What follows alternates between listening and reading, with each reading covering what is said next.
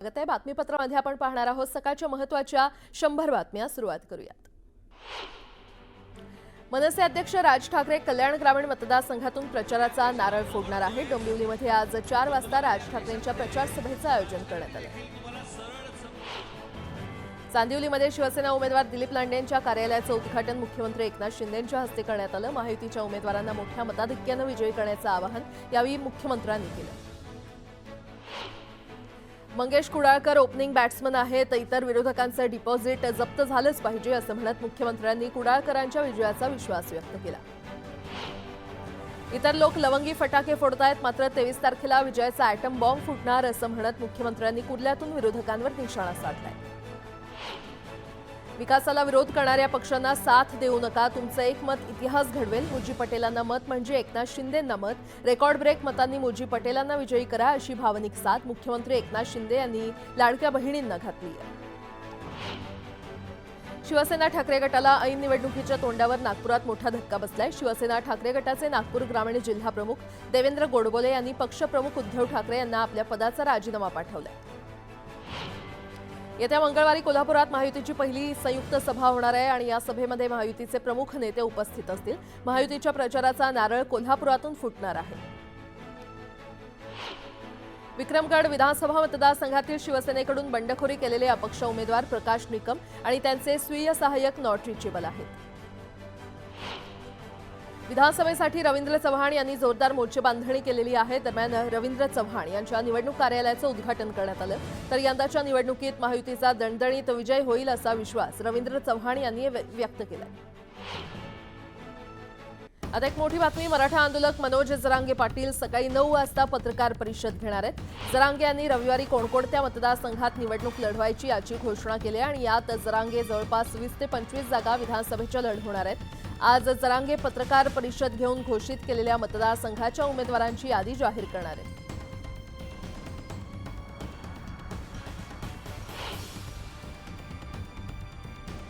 मनोज जरांगेंनी पुन्हा एकदा विरोधकांवर निशाणा साधत 25 मतदारसंघात उमेदवार उभे करणार असल्याचं म्हटलंय। उमेदवार जाहीर करताना मनोज जरांगे भावूक झाले होते, मात्र 11 मतदारसंघात अजूनही काही ठरलं नसल्याचं त्यांनी म्हटलंय। 25 मतदारसंघात दलित मुस्लिम उमेदवारांना संधी देणार असल्याचं त्यांनी म्हटलंय आणि लोकशाहीच्या तत्वाच्या आधारे आम्ही उमेदवार ठरवलेले आहेत। शक्ती असेल तिथे उमेदवार दिलेले आहेत। एका जिल्ह्यात एक उमेदवार देणार आहोत, बाकी पाडणार आहोत। आमचे 10 ते 15 उमेदवार तर 2 ते 3 मुस्लिम आणि दलितांना संधी देणार असल्याचं जरांगे यांनी स्पष्ट केलंय। तसंच मुंबईतल्या 36 जागांपैकी 23 ठिकाणी उमेदवार पाडणार असल्याचं जरांगे म्हटलंय।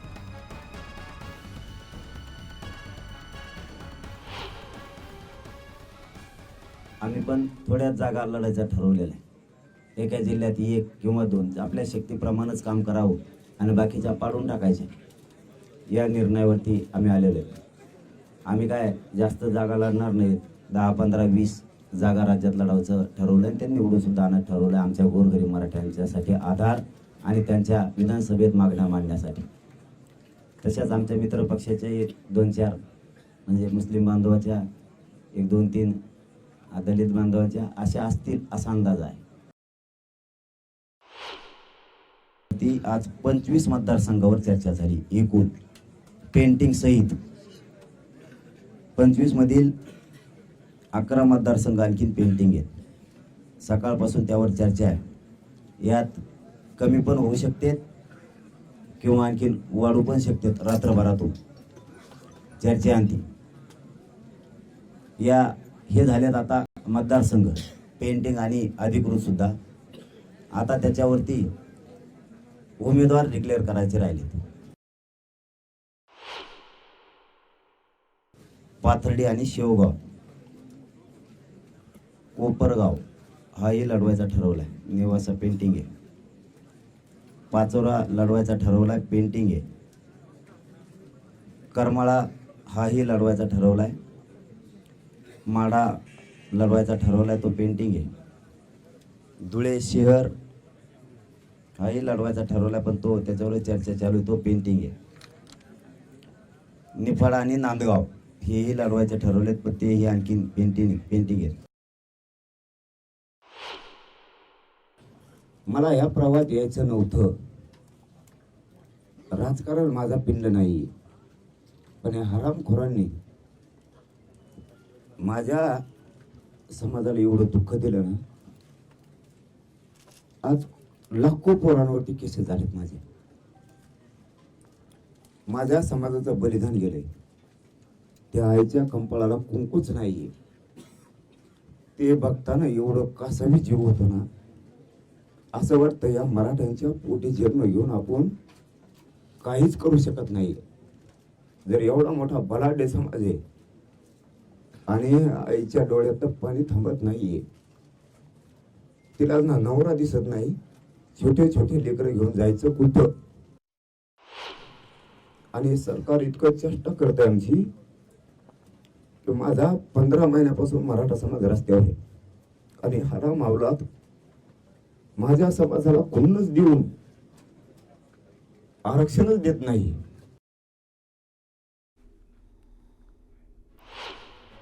मुंबईमध्ये मनोज जरांगे पाटील निवडणूक लढणार नाहीयेत. मुंबईमधील 23 जागा पाडणार असल्याची घोषणा मनोज जरांगे पाटील यांनी केली आहे. येवल्यातून जरांगे पाटलांनी मराठा समाजाचा उमेदवार द्यावा अशी मागणी मराठा बांधवांनी केली आहे. जरांगेंनी तुतारीच्या उमेदवाराला पाठिंबा देऊ नये. येवल्यातून उमेदवार न दिल्यास जरांगेंच्या सूचनेला गालबोट लागेल असाही इशारा मराठा बांधवांनी दिलाय. सर्वच समाजाचे उमेदवार माझ्या विरोधात रिंगणात आहेत, त्यामुळे एकट्या मराठा समाजाला टार्गेट करण्यात अर्थ नाही. विकास कामांच्या जोरावर सर्व जाती धर्माचे लोक आपल्याला मतदान करतील असा विश्वास छगन भुजबळ यांनी व्यक्त केलाय. भाजप नेते प्रसाद लाड यांनी अमित ठाकरेंचा प्रचार करणार असल्याचं ठणकावून सांगितलंय. अमित ठाकरे राज ठाकरेंचा मुलगा असला तरी आम्ही त्याला आमच्या मुलासारखाच समजतो असंही प्रसाद लाड यांनी म्हटलंय. हर्षवर्धन पाटलांच्या प्रचारासाठी शरद पवार मैदानात उतरले आहेत. उत्पादन करणाऱ्याच्या हिताची काळजी घेणारं आताचं सरकार नाही, त्यामुळे त्यांना आम्ही सत्तेत बसू देणार नाही असा इशारा शरद पवार यांनी दिलाय. अजितदादा म्हणतात, बारामतीमध्ये विकासासाठी 9 कोटी खर्च केले, पण विकास कुठे आहे? ठेकेदारांचे खिसे भरणं विकास होत नाही अशी टीका युगेंद्र पवार यांनी केली आहे. सोलापुरात तानाजी सावंतांचे पुतणे अनिल सावंत यांच्यानंतर शिवाजीराव सावंत हे देखील महायुतीवर नाराज आहेत. 32 वर्ष सेवा करून काही मिळत नसेल तर चाकरी का करायची अशी खंत सावंत यांनी व्यक्त केली आहे. नांदेड लोकसभा पोटनिवडणुकीतील महायुतीचे उमेदवार संतुकराव हंबर्ड यांनी प्रचाराला सुरुवात केली आहे. मरळक येथील महादेव मंदिरातून त्यांनी प्रचाराचा शुभारंभ केला. यावेळी त्यांनी वादग्रस्त वक्तव्य केल्यानं नव्या वादाला तोंड फुटण्याची शक्यता आहे. मी जे बोललो ते खरं बोललो, मुंबईच्या भाषेत बोललो. अजित पवारांनी घड्याळ चोरलं नसतं तर मी पाकिटमार म्हटलं नसतं असं म्हणत जितेंद्र आव्हाडांनी दादांवर पुन्हा टीका केली आहे. मुंब्रा कळवा मतदारसंघाचे उमेदवार राष्ट्रवादीचे उमेदवार नजीब मुल्ला यांचं भाषण सुरू असताना आव्हाडांच्या कार्यकर्त्यांनी सभेत जाऊन घोषणाबाजी केली. हातात तुतारीचे पोस्टर घेत सहार खान आणि युनिस खान यांनी तुतारीचा प्रचार केला. माजी मंत्री बबनराव घोलप यांच्या कन्या तनुजा घोलप यांनी बंडखोरी करत योगेश घोलप यांच्या विरोधात अपक्ष उमेदवारी अर्ज दाखल केलाय. त्यामुळे नाराज झालेल्या बबनराव घोलप यांनी त्यांच्या लेकीला नोटीस पाठवली आहे. माहेरचं नाव न लावता सासरचं नाव लावून निवडणूक लढवा असं या नोटीसमध्ये नमूद करण्यात आलं. आता एक मोठी बातमी, उमेदवारी अर्ज मागे घेण्याचा आज शेवटचा दिवस आहे. अनेक मतदारसंघात महाविकास आघाडी आणि महायुतीमध्ये मैत्रीपूर्ण लढत होत आहे, तर मैत्रीपूर्ण लढतींना प्रमुख पक्षांच्या नेत्यांनी नकार दिलाय. मात्र तरीही अनेक मतदारसंघात अशा लढती होत आहेत. काही ठिकाणी युती आघाडीतील मित्रपक्षांनीच एकमेकांविरोधात अर्ज दाखल केलेत आणि अशा उमेदवारीमुळे मतदारसंघाचा निकाल बदलू शकत असल्यानं हे अर्ज मागे घेण्यासाठी प्रत्येक पक्ष प्रयत्नशील आहे.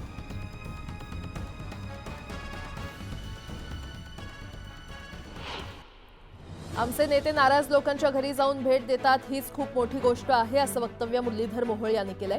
पक्ष म्हणून आम्ही सगळे एकत्र असल्याचंही मोहोळ म्हटलंय. प्रकाश आंबेडकरांना रुग्णालयातून डिस्चार्ज देण्यात आलेला आहे. डॉक्टरांच्या सल्ल्यानुसार एका वेलनेस सेंटरमध्ये त्यांना हलवण्यात आले. 4 ते 5 दिवसांनी आंबेडकर पुन्हा विधानसभेच्या प्रचारात सक्रिय होणार आहेत. छत्रपती संभाजीनगरमध्ये राजू शिंदे नावाच्या अपक्ष उमेदवाराचं अपहरण झाल्याची तक्रार संगमनेर पोलीस ठाण्यात दाखल झाली होती. मात्र राजू शिंदे यांनी आपलं कुठलंही अपहरण झालं नसून आपण संभाजीनगरला आपला अर्ज मागे घेण्यासाठी जात असल्याचं म्हटलंय. भाऊबीजेच्या दिवशीच नाशिकमध्ये लावलेल्या लाडक्या बहिणींबाबतचे होर्डिंग चर्चेचा विषय ठरलेला आहे. या होर्डिंगवर लाडकी बहिणी योजनेवर उपरोधिकपणे टीका करण्यात आली. इंदापुरात राष्ट्रवादी काँग्रेस शरद पवार पक्षाची डोकेदुखी वाढली आहे, कारण सोनाईचे संचालक प्रवीण माने यांनी अपक्ष म्हणून उमेदवारी अर्ज दाखल केलाय। आज शेवटच्या दिवशी प्रवीण माने अर्ज मागे घेणार का याकडे लक्ष लागलंय। जळगाव ग्रामीण मतदारसंघातील उमेदवार मंत्री गुलाबराव पाटील यांची विविध भागात किंवा विविध गावात प्रचार रॅली काढण्यात आली। यावेळी रिधूर गावात गुलाबराव पाटलांची घोड्यावरून वाजत गाजत मिरवणूक काढण्यात आली। भारत निवडणूक आयोगानं जनता दल या पक्षाला शिट्टी चिन्ह राखीव ठेवण्याबाबत 30 जानेवारी 2024 रोजी जारी केलेलं पत्र मागे घेतल्यानं आगामी विधानसभा निवडणुकीसाठी हे चिन्ह खुलं चिन्ह म्हणून मानलं जाणार आहे। त्यामुळे बहुजन विकास आघाडी पक्षासह इतर अपक्ष उमेदवारांना निवडणूक लढवण्यासाठी हे चिन्ह उपलब्ध होणार आहे। विधानसभा निवडणुकीच्या उमेदवारीबाबतचं चित्र आता स्पष्ट झालंय। 20 नोव्हेंबर रोजी होणाऱ्या मतदानासाठी अर्ज दाखल करण्याची मुदत संपल्यानंतर राज्यातील 49 मतदारसंघात शिवसेना विरुद्ध शिवसेना उद्धव ठाकरे गट असा थेट सामना होणार आहे। ठाणे जिल्हा निवडणूक विभागाकडून मतदान केंद्राची संख्या 297 वाढवण्यात आलेली आहे। लोकसभा निवडणुकीत लांब रांगांमध्ये अनेकांना मतदानापासून वंचित राहावं लागलं होतं। हा गोंधळ पुन्हा होऊ नये म्हणून हा निर्णय घेण्यात आलाय। महाराष्ट्रात बंडखोर उमेदवारांची समजूत काढण्यासाठी राजकीय पक्षांमध्ये बैठकांचा सिलसिला सुरू आहे। त्यात आज अर्ज माघारी घेण्याचा शेवटचा दिवस आहे। बंडखोरांनी अर्ज माघारी घ्यावा यासाठी राजकीय पक्षांकडे काही तास शिल्लक आहेत। आता एक मोठी बातमी, मुंबईमध्ये 6 मतदारसंघात बंडखोरी करण्यात आली आहे। बोरिवली, भायखळा, अंधेरी या मतदारसंघात बंडखोरी झाली आहे, तर वांद्रे, धारावी आणि वर्सोवा मतदारसंघामध्ये देखील काहींनी बंडखोरी केली आहे। बोरिवलीमध्ये गोपाळ शेट्टी यांनी बंडखोरी केली आहे, तर वांद्रे पूर्वमध्ये शिवसेनेच्या कुणाल सळवरकर यांनी अपक्ष अर्ज दाखल करत बंडखोरी केली आहे। भायखळ्यामध्ये काँग्रेसच्या मधू चव्हाणांनी बंडखोरी केली आहे, तर धारावीमध्ये उबाठाच्या बाबूराव माने यांनी बंडखोरी करत आपला उमेदवारी अर्ज दाखल केलाय।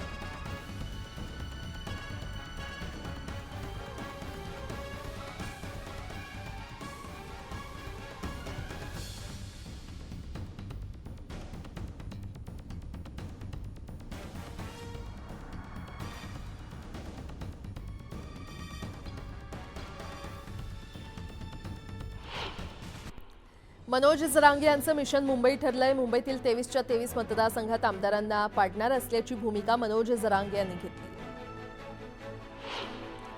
राज्यात उमेदवारीवरून उद्भवलेले पेच सोडवण्यासाठी महायुतीकडून जोरदार प्रयत्न सुरू आहेत। अर्ज मागे घेण्यासाठी काही तास शिल्लक राहिलेत। परिणामी महायुतीच्या नेत्यांकडून ठिकठिकाणच्या उमेदवारांशी चर्चा देखील सुरू आहे। छत्रपती संभाजीनगरमध्ये वाळूज महानगरातील पदाधिकारी संकल्प गायकवाड यांनी रस्त्यालगत असलेल्या महिला आणि छोटे बाळ यांना उडवलं असून ते गंभीर जखमी झालेले आहेत। तसंच संकल्प गायकवाड हा मद्यधुंद अवस्थेत असल्याची माहिती समोर आली आहे। नवाब मलिकांचे जावई समीर खान यांचं निधन झालंय। नवाब मलिकांनी सोशल मीडिया पोस्टमध्ये याची माहिती दिली आहे। जावयाच्या निधनामुळे मलिकांचे पुढील 2 दिवसाचे सारे कार्यक्रम पुढे ढकलण्यात आले। मुंबई पोलिसांकडून योगी आदित्यनाथ यांना जीवे मारण्याची धमकी दिल्याच्या प्रकरणी 24 वर्षीय तरुणीला अटक करण्यात आली आहे। हे तरुणी मानसिक रुग्ण असल्याची माहिती आहे। पोलिसांकडून प्रकरणाचा तपास सुरू आहे।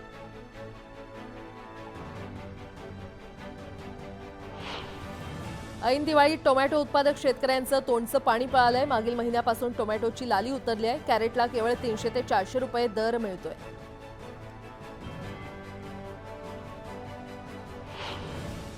कापसाला अद्यापही समाधानकारक दर मिळत नसल्यानं कापसाची आवक कमी झाली आहे। दिवाळीमध्ये कापसाला कमीत कमी 6,000 रुपयांपासून 7,000 रुपयांपर्यंत दर मिळाला असून हा आधारभूत किमतींपेक्षाही कमी दर आहे। राज्यातील बाजार समितीमध्ये 764 क्विंटल आवक कांद्याची झालेली आहे। दिवाळीच्या सुट्ट्या असल्यानं आवक कमी झाली आहे। उद्यापासून बाजार समिती पूर्ववत होतील आणि त्यानंतर आवक वाढेल असा अंदाज व्यक्त करण्यात आलाय। बोरिवली पूर्वेतील वेस्टर्न एक्सप्रेस हायवे आणि श्रीकृष्णनगर भागाला जोडणारा पूल भाजपच्या गणेश खणकरांकडून तडकाफडकी सुरू करण्यात आलाय। पुलाच्या शेयवादावरून ठाकरे गट आणि शिवसेनेमध्ये स्थानिक पातळीवर झुंजली होती। आता एक मोठी बातमी, रात्री मुंबईतील ठक्करबापा परिसरात भीषण आग लागली होती आणि ही आग एका चामड्याच्या शेडला लागली होती। अग्निशमन दलाच्या 3 गाड्यांच्या मदतीने आग विझवण्यात आली आहे। तर मिळालेल्या माहितीनुसार चप्पल बनवल्यानंतर ही आग लागली होती। ठक्कर बाप्पा कॉलनीजवळील उघड्यावर काही प्रमाणात कातडं टाकून त्याची विक्री केली जात होती। मात्र दिवाळीच्या फटाक्यांमुळे आग लागली होती। एवढं मोठं रूप आगीनं धारण करून अग्निशमन दलाला पाचारण करण्यात आलं, तर 3 गाड्यांच्या मदतीनं आग विझवण्यात आली। या अपघातात कोणीही जखमी झाल्याचं वृत्त नाहीये.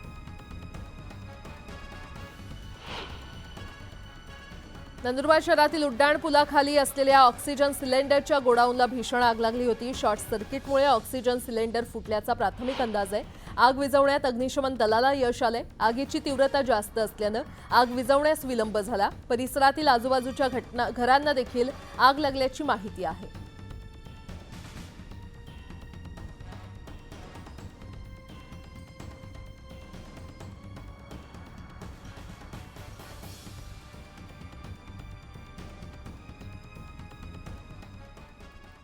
यासोबतच इतरही काही महत्त्वाच्या बातम्या आपण पाहणार आहोत. तुर्तास एक छोटासा ब्रेक. पाहत रहा न्यूज 18 लोकमत.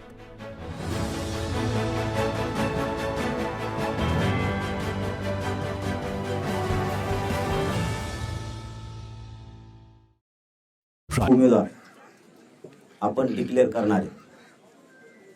जर रात्रीतून नाही झालं तर मला सकाळी 7 वाजायच्या आत कुठल्याही परिस्थितीत मतदारसंघ आणि उमेदवार डिक्लेअर करावे लागणार आहेत. कारण उद्या शेवटचा दिवस आहे अर्ज काढून घेण्याचा. ज्या मतदारसंघाचे उद्या सकाळपर्यंत नाव येणार नाहीत त्या मतदारसंघातल्या राज्यभरातल्या बांधवांना विनंती आहे की तुमच्या जर मतदारसंघाचे नाव आले नाही तर तुम्ही अर्ज काढून घ्या. आपण आपले फॉर्म भरलेले काढून घ्या. आपल्याला आपल्या स्वार्थासाठी लढायचं नाहीये. आपल्या समाजाच्या स्वार्थासाठी तिथं 10-5 का होईना आपल्याला पाठवायचे आणि बाकीचे पाडायचे.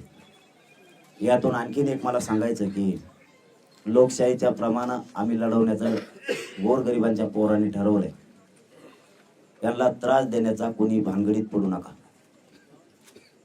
यांना दादागिरी गुंडगिरी करायच्या प्रयत्नात पडू नका. कारण तुम्ही जर त्रास दिला तर आम्ही 3 जण मिळून जास्तीत जास्त दलित मुस्लिम मराठा मिळून एक 20-30-25चा अंदाज आकडा असेल तो उद्या सकाळी डिक्लेअर होईल दोघांचा मिळून. एवढ्या जागेवर ते उभा राहतील. पण तुम्ही सगळेजण मिळून 250 मतदारसंघावर असाल. तुम्ही जर इथं आमच्या एखाद्या उमेदवाराला किंवा गोरगरीब मतदाराला कोणाला त्रास द्यायचा प्रयत्न केला, गुंडगिरी दादागिरी पैशाच्या जोरावर, तुम्ही जर एका जिल्ह्यात त्रास दिला तर तुमच्या पक्षातले दुसऱ्या जिल्ह्यातले सगळे उमेदवार आम्ही पाडणार. आमच्या लोकांना जर त्रास दिला तर आम्ही आमची मतदानातून तुम्हाला ताकद दाखवणार. तुम्ही आमच्या उमेदवाराला मतदारसंघातल्या लोकांना त्रास कुठल्या जिल्ह्यात दिला की दुसऱ्या जिल्ह्यात तुमच्या पक्षातले असणारे उमेदवार आणि तो मतदारसंघ आम्ही पाडलाच म्हणून समजायचं. त्यामुळे तुम्ही लोकशाहीप्रमाणे काम करायचं. आम्ही आमच्या समाजाच्या हक्कासाठी त्यांना आधार असावा. कधी काळी त्यांचे प्रश्न मांडण्यासाठी विधानसभेत लोक हक्काचे असावेत. शेतकऱ्यांच्या व्यथा जाणून तिथं मांडणारा माणूस आम्हाला द्यायचा आहे. 18 पगड जातीचे गोरगरीब ओबीसीचे मायक्रो ओबीसीचे प्रश्न मांडणारे आम्हाला तिथं पाठवायचे. दलित मुस्लिमांचे प्रश्न मांडवण्यासाठी लोक तिथं पाठवायचे. वारकरी संप्रदायाचे महानुभाव पंथाचे लिंगायत समाजाचे या सगळ्या बांधवांचे प्रश्न मांडण्यासाठी आम्हाला तिथं लोक पाठवायचे. दलित मुस्लिमांच्या गोरगरिबांच्या प्रश्नासाठी आवाज आणि विशेष करून खास करून कष्टकरी मजुरांच्या अन्याय केल्या जाणाऱ्या नोकरदारांच्या सुद्धा प्रश्नासाठी कर्मचाऱ्यांसाठी सुद्धा त्यांचा आवाज म्हणून त्या विधानसभेत आम्हाला लोक पाठवायचे.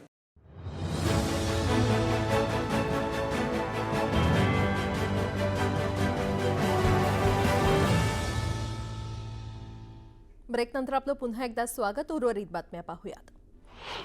सोनं आणि चांदीच्या दरात अचानक घसरण झालेली आहे. 22 कॅरेट सोन्याच्या दरात प्रति तोळा 700 रुपयांनी घट झाली आहे आणि 1 तोळा सोन्याची किंमत 74,000 रुपये इतकी झाली आहे. तर प्रति किलो चांदीच्या दरात 3,000 रुपयांनी घसरण झाली.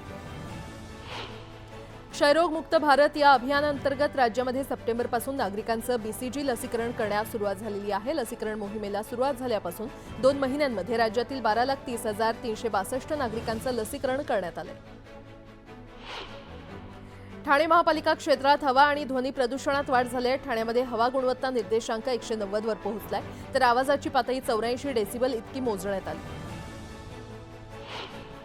पुण्याच्या रस्त्यांवर चालणाऱ्यांपेक्षा वाहनच अधिक असल्याची परिस्थिती गेली काही दशकं अनुभवायला येतंय आणि मेट्रो आली, पीएमपीएल सुधारण्याची घोषणा झाली तरी खासगी वाहन खरेदीचं पुणे आणि पिंपरी चिंचवडकरांचं स्वप्न काही विरत नाहीये. हिवाळा सुरू झाला असला तरीही नोव्हेंबर महिन्यात राज्यासह देशभरात अपेक्षित थंडी पडण्याची शक्यता नाहीये. तामिळनाडूच्या किनारपट्टीलगत कमी दाबाचं क्षेत्र तयार होऊन मध्य आणि दक्षिण भारतात सरासरीपेक्षा जास्त पाऊस पडण्याची शक्यता आहे. दिवाळीच्या दुसऱ्या दिवशी मुंबईतील हवेचा दर्जा मध्यम श्रेणीमध्ये नोंदवला गेलेला आहे. ही परिस्थिती आणखी 2 दिवस कायम राहण्याची शक्यता आहे. दिवाळीनिमित्त झालेल्या फटाक्यांच्या आतिषबाजीनं पुणे शहर आणि उपनगरातील हवेची गुणवत्ता खालावली आहे. काही भागातील हवा तर धोकादायक पातळीवर पोहोचली असून धोकादायक स्तरातील हवेमुळे श्वसनास त्रास होण्यासह आरोग्य समस्या निर्माण होऊ शकतात. आजपासून कार्तिकी यात्रा संपेपर्यंत विठ्ठल मंदिर 24 तास भाविकांसाठी खुलं असणार आहे. मंदिर समितीनं ही माहिती दिली आहे.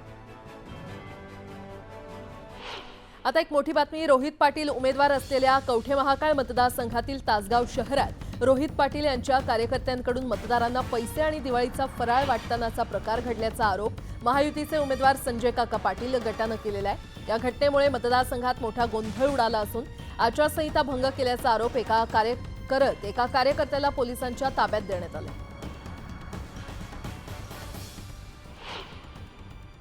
निवडणूक आयोगाचे जे नोडल अधिकारी आहेत ते काही चौकशी करायला लागलेले आहेत. आता तुम्हाला माहिती आहे की या प्रक्रियेमध्ये वरून खालून कुठनं तरी फोन चालू असतील, पण याची शहनिशा केल्याशिवाय नाहीतर उद्या आम्ही या सगळ्या ऑब्झर्व्हरांच्या पुढं सगळे हजारो कार्यकर्ते येऊन इथं बसेन आम्ही, जर ह्यात कुठं पार्सलिटी केली त्यांनी तर. मावळच्या तळेगावमध्ये प्रतापगडाची प्रतिकृती तयार करण्यात आलेली आहे तर अफजल खान वधाचं चलचित्र देखील साकारलंय. हा किल्ला पाहण्यासाठी नागरिक गर्दी करतायत. नागपुरात एका दुचाकी चालकाकडून 2.8 ग्रॅम एमडी पावडर जप्त करण्यात आली आहे. दुचाकी जप्त करत सुनील पटेल या आरोपीला पोलिसांनी अटक केली आहे. दिवाळीनिमित्त जेजुरीच्या खंडोबाचं मुख्य मंदिर आणि गडकोटाला आकर्षक विद्युत रोषणाई करण्यात आली आहे. तसंच मुख्य गाभाऱ्यापासून मंदिराच्या बाहेरपर्यंत आकर्षक फुलांची सजावट करण्यात आली. अमरावती जिल्ह्यातील मेळघाट व्याघ्र प्रकल्पाच्या परिसरात वाघाच्या हल्ल्यात एका तरुणाचा मृत्यू झालाय. केसरपूर येथील तरुण लाकूड आणण्यासाठी जंगलात गेला असता ही घटना घडली. विधानसभा निवडणुकीचे उमेदवारी अर्ज मागे घेण्याची मुदत आज दुपारी 3 वाजेपर्यंत आहे. काही महत्त्वाचे बंडखोर माघार घेतात का याकडे आता सगळ्या राज्याचं लक्ष लागलंय. उल्हासनगरात मुख्यमंत्र्यांबद्दल आक्षेपार्ह वक्तव्य करणारे भाजप जिल्हाध्यक्ष प्रदीप रामचंदानी यांच्या विरोधात रवींद्र चव्हाण यांच्यासमोर शिवसैनिक चांगलेच आक्रमक झाले. वक्तव्य करणाऱ्या जिल्हाध्यक्ष रामचंदानी यांना पदावरून हटवावं अशी मागणी शिवसैनिकांनी केली. कोल्हापुरात सुप्रिया सुळेंनी नाव न घेता अजितदादांवर टीका केली आहे. प्रेमानं मागितलं असतं तर सगळं दिलं असतं, मात्र हिसकावून घेणाऱ्यांना काहीच देणार नाही. आबांना ते विसरले असतील, आम्ही विसरणार नाही असं सुळे म्हटलं. भुसावळ मतदारसंघाचा विकास रखडल्यानं मतदार त्रासलेले आहेत. त्यामुळे यावेळी मतदार वंचितच्या मागे उभे राहून आपला विजय होईल असा विश्वास जगन सोनावणे यांनी व्यक्त केला. भुसावळमधील आरपीडी रोडवर मोठ्या प्रमाणात घाणीचं साम्राज्य पसरलंय. नगरपालिका प्रशासनाचं मात्र याकडे दुर्लक्ष होत असल्याचा आरोप नागरिकांनी केलाय. रस्त्यावर असलेल्या घाणीच्या साम्राज्यामुळे नागरिक त्रस्त झाले. गद्दारीमध्ये सहभागी झालो नाही म्हणून विकास कामांना स्थगिती दिली असा आरोप धाराशिवचे उबाठा उमेदवार कैलास पाटील यांनी केलाय. विकास कामांना स्थगिती का दिली याचा जाब विरोधी उमेदवारांना विचारा असं आवाहन पाटील यांनी केलंय.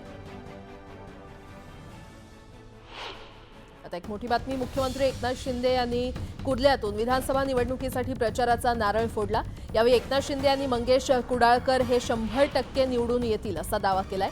तसंच येत्या 23 नोव्हेंबरला ॲटम बॉम्ब फुटणार असं भाकीत केलं. महायुतीच्या सर्वाधिक जागा जिंकून येणार असल्याचा दावा एकनाथ शिंदे यांनी आपल्या भाषणातून केला. मंगेश कुडाळकर हे ओपनिंग बॅट्समन झालेले आहेत. आता तुम्हाला या मॅचमध्ये चौकार आणि षटकार मारायचा आहे, मारणार ना? बाकी लोकांना क्लीन बोल्ड डिपॉझिट गुल करायचं आहे असं एकनाथ शिंदे म्हटले. मंगेश कुडाळकर हे ओपनिंग बॅट्समन झालेले आहेत. आता तुम्हाला या मॅच मध्ये चौकार आणि षटकार मारायचे आहेत, मारणार ना? आणि बाकी लोकांना क्लीन बोल्ड डिपॉझिट गोल मंगेश कुडाळकर यांचा विजय पक्का. त्यांचं आज मी अभिनंदन करतो तुमच्या वतीने ऍडव्हान्स मध्ये. फटाके फुटताय, दिवाळी आहे, काही ठिकाणी लवंग्या आहेत, पण आपला 23 तारखेला फुटणार तर अटम बॉम्ब.